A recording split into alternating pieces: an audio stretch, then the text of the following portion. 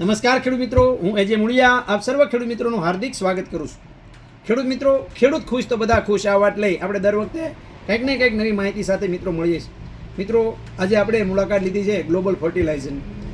આપણો ભાઈનો પરિચય લઈને પછી આગળ વધીએ. આપનો પરિચય?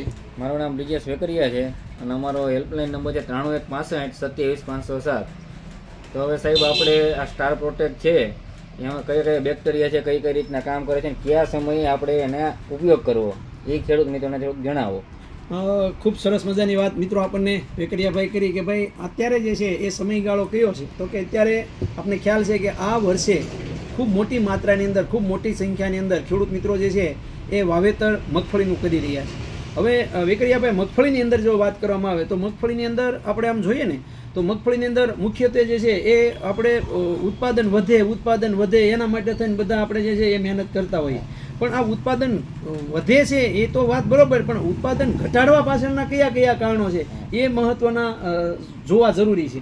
તો કે સૌપ્રથમ જે છે આપણે જો વાત કરવામાં આવે તો મગફળીની અંદર જે છે એ જ્યારે મગફળી આપણે વાવશું એટલે મગફળી જે છે એને આપણે પટઈ મારીએ છીએ, બધું કરીએ છીએ, પણ છતાં મગફળી જે છે એ 30 થી લઈને 35 દિવસની થાય તરત જે છે ઉત્સુકનો રોગ આવે, જેને આપણે કાળી ફૂગના કારણે આવે. તો કાળી ફૂગ જે છે એના કારણે જે છે એક તો ઉત્પાદનમાં ઘટાડો થાય છે. જે છોડવો આપણને ખ્યાલ છે કે એક છોડવો જે છે કાળી ફૂગ લાગે એટલે છોડ હુકાઈ જાય છે.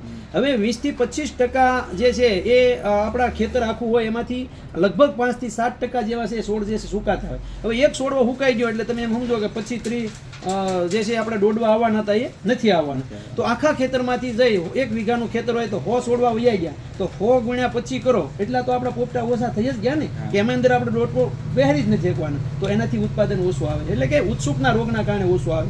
બીજી વાત તો કે જે છે એ છોડ જે છે એ થોડોક વરસાદ જે છે એ શરૂ થશે બરાબર એટલે તરત જે છે એ બીજો પ્રશ્ન આપણે શેનો આવશે તો કે બીજો પ્રશ્ન તરત પીળી મગફળી પડવા મળે.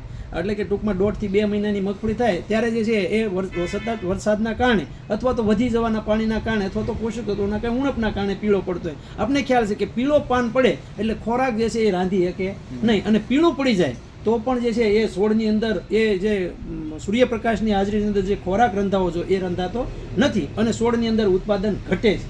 ત્રીજી વાત આપણે જોઈએ છીએ તો કે ઘણી વખત આપણે જે છે છોડની અંદર એ 1 થી 2 થી 5% છોડવા તમે જુઓ આખા ખેતરની અંદર જે છે એ બીજાની અંદર આખો ઘૂઘરો બંધાયેલો, પણ બીજા છોડની અંદર બાજુમાં આમ ખેવી તો એની અંદર એક પણ દાણો ન હોય, 1-2 દાણા હોય, એમના માવ ઠઠુડાઈ ગયેલા છોડ હોય. તો આ એક પણ પ્રશ્ન છે.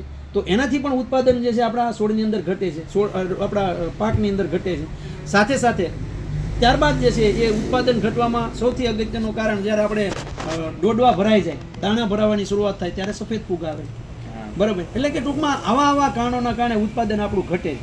ત્યારે આજે આ સ્ટાર પ્રોટેક્ટની આપણે જો તમે વાત કરી તો કે આ સ્ટાર પ્રોટેક્ટની અંદર આ ટેકનોલોજી, આધુનિક ટેકનોલોજીનો ઉપયોગ આ ખેતીવાડીમાં પણ થવા લાગ્યો છે, જે ફાર્માસ્યુટિકલની અંદર અત્યાર સુધી થતો હતો.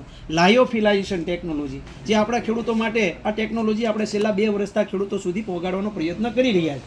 આ ટેકનોલોજી એવી છે કે આની અંદર જે છે બધા બેક્ટેરિયાઓ એક તો ભેગા કરી શકાય છે, બીજા આ બેક્ટેરિયાનો જથ્થો જે છે એ નાનો કરી શકાય. એટલે કે એનો જે જથ્થો હોય, જે આપણે ઓલો કિલોમાં 1 કિલોના અંદર પડીકાની અંદર જે છે એ નાખીએ, ટાઇકોડરમાં નાખતા હતા એકની અંદર, તો આની અંદર જે છે બધા બેક્ટેરિયાઓ ભેગા કરે. એટલે કે 250 ગ્રામની અંદર ટાઇકોડર્મા, બેવરિયા, સુડોમોનાસ, મેટારેઝિયમ, વર્ટિસિલિયમ, બેસેલિસ થુરેન્જીસ, એનપીકેના બેક્ટેરિયાઓ, આ બધું બેક્ટેરિયાઓ આની અંદર મિક્સ કરી દેવામાં આવે. બીજું કે બેક્ટેરિયાઓનો જે છે સ્વભાવ હોય કે 2 બેક્ટેરિયાઓ ભેગા થાય એટલે એ ભેગા નહોતા કરી શકાતા, ત્યારે આ ટેકનોલોજીના કારણે આ બેક્ટેરિયાઓ બધા આપણે આમાં ભેગા કરી શકીએ. આપણે ખબર છે કે સુડોમોનાસ ને મેટારેઝિયમ ભેગા કરીએ તો એ 2 બેક્ટેરિયાને ભળતું નથી બરાબર, એકબીજાને ખાઈ જાય છે. ત્યારે આની અંદર જે છે એ ઊંચા કહેવામાં આવે કે ઊંચી ટેકનોલોજીના કારણે જે બેક્ટેરિયાઓ એને સુષુપ્ત અવસ્થામાં કરવામાં આવે, જ્યારે એને ભેજ જમીનમાં આપણે આપીએ ત્યારે બાદ જ જે એક્ટિવ થતા હોય એટલે આની અંદર પેક થવામાં એને કંઈ વાંધો નથી. બીજું કે આની એક્સપાયરી ડેટ જે છે એ નજીક હતી, જ્યારે આપણે નાખીએ તો કે આ ટેકનોલોજી નહોતી એટલે આપણે બેક્ટેરિયા લાવીએ બજારમાંથી તો એ 6 મહિનાની અંદર પૂરા થઈ જાય એટલે આપણે વેચવા પડે ને કાં જે છે એ ખેડૂતો એમ કે હવે આ પૂરું થાય, હવામાનનો જે બેક્ટેરિયા હોવા જોઈએ નથી. જ્યારે આની અંદર સુષુપ્ત અવસ્થામાં છે બરાબર, કે આને જે છે લાંબા ગાળા સુધી જ્યાં સુધી ભેજ ન મળે ને ત્યાં સુધી કામ આપે. સરકારના નિયમ મુજબ એમાં 2 વર્ષની ઓલી મારે છે, પણ એમ ન મારે છતાં કદાચ વહી ગયું હોય ને તો એને કાંઈ થવાનું નથી, કારણ કે એને એક તાપમાને ગરમ કરી એના જે મિશ્રણને ગોલું કરીને પછી એને ભેગું કરવામાં આવ્યું. તો આ ટેકનોલોજીના કારણે આ બધું ભેગું કરી શકાય છે, જથ્થો નાનો કરી શકાય છે અને લાંબા ગાળા સુધી જે છે કામ કરે છે. આ પ્રોડક્ટ એવી છે કે આ સ્ટાર પ્રોટેક્ટનો ઉપયોગ તમે કરો તો એની અંદર જે છે એ શરૂઆતની અંદર ટાઇકોડર્માની સાથે સાથે સુડોમોનાસ આ બંને હોય. ટાઇકોડર્માની 2 પીસીસ છે, એની અંદર હર્જેનિયમ અને વીરડી, એટલે સફેદ ફૂગના હોય તો એનાથી એને મારે છે. કાળી ફૂગ હોય તો સુડોમોનાસ છે, વર્ટિસિલિયમ છે.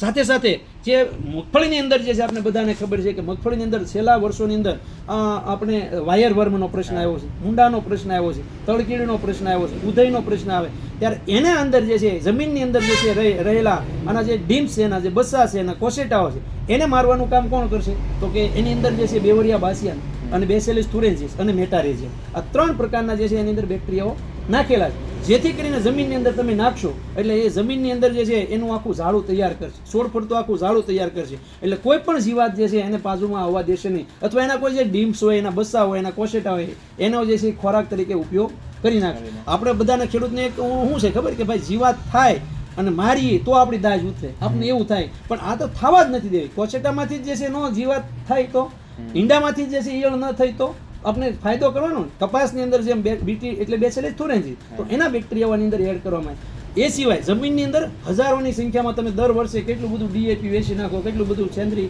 એટલે કે ટૂંકમાં ફોસ્ફરસ નાખો છો જમીનમાં, પણ એ જમીનની અંદર અલભ્ય સ્વરૂપમાં પોષક તત્વો પડ્યા છે જે છોડ લઈ શકતો નથી. પણ એને લભ્ય સ્વરૂપમાં કોણ ફેરવે? તો કે બેક્ટેરિયાઓ ફેરવે. તો જમીનની અંદર જે છે આ એનપીકેના બેક્ટેરિયાઓ જે છે આપણા માટે ખૂબ ઉપયોગી છે, જે મુખ્ય પોષક તત્વો છે. જમીનમાં 10 વર્ષનો જે છે આપણે કહીએ, ખેડૂતો એવું કહે છે, વેપારી આપણા જે વૈજ્ઞાનિકો એવું કહે છે કે છોડને આપણે જે ખાતરો આપીએ છીએ, 100 કિલો ખાતર આપ્યું હોય તો એમાંથી છોડ જે છે એ એમાંથી લઈ કેટલું હોય તો કે 40% એટલું જ લે, બાકીનું જમીનમાં ફિક્સ થાય છે. તો એ ફિક્સ થયેલાને જે છે પાછું જમીન આપણી સુધી જે છે લાવવા માટે કોણ કામ કરે? તો કે આ એનપીકેના બેક્ટેરિયા, તો એ પણ એની અંદર એડ કરેલા છે. એટલે 3 વસ્તુ જે છે આ કામ કરે છે આ સ્ટાર પ્રોટેક્ટ. એટલે જે ખેડૂત મિત્રોને આવ્યા પહેલાં આનો ઉપયોગ જો કરશે તો લાંબા ગાળા સુધી, એક વખત વાપરો એટલે 1 મહિનો સુધી જે છે આની કાર્યક્ષમતા રહેશે. એટલે લાંબા સમય સુધી જે છે એ ખેડૂતોને ઉત્સુકનો રોગ, પીળું પડવાનો પ્રશ્ન, સાથે સાથે સફેદ ફૂગનો પ્રશ્ન, આ બધામાં જે છે એ સ્ટાર પ્રોટેક્ટ કામ કરે છે. તો મિત્રો આ હતી આ સ્ટાર પ્રોટેક્ટની વાત. વધારાની માહિતી માટે આપનો હેલ્પલાઇન નંબર આપો જેથી કરીને અમારા ખેડૂતો આપનો સંપર્ક સાધી શકે. અમારો હેલ્પલાઇન નંબર છે 93 65 27 507. ખેડૂત મિત્રો, ગુજરાતના કોઈપણ જિલ્લામાં, કોઈપણ તાલુકામાં તમે જે છે એ આવા વધારાની માહિતી, ખેતીને લગતું કંઈ પણ કામ હોય તો અમારો હેલ્પલાઇન નંબર છે 9231 389. આ નંબર ઉપર પણ તમે ફોન કરી અને માહિતી મેળવી શકશો. ખૂબ સરસ મજાના આજના આપણા સ્ટાર પ્રોટેક્ટ વિશેની વાત તમને ચોક્કસ ગમી હશે. જો ગમી હોય તો બીજા ખેડૂતો સુધી જે છે આને શેર કરજો અને ખેડૂતોને જે છે એ આંગળી સીધાનું પૂન પણ તમે મિત્રો મેળવી શકશો. ખેડૂત મિત્રો, ખેડૂત ખુશ તો બધા ખુશ. આભાર.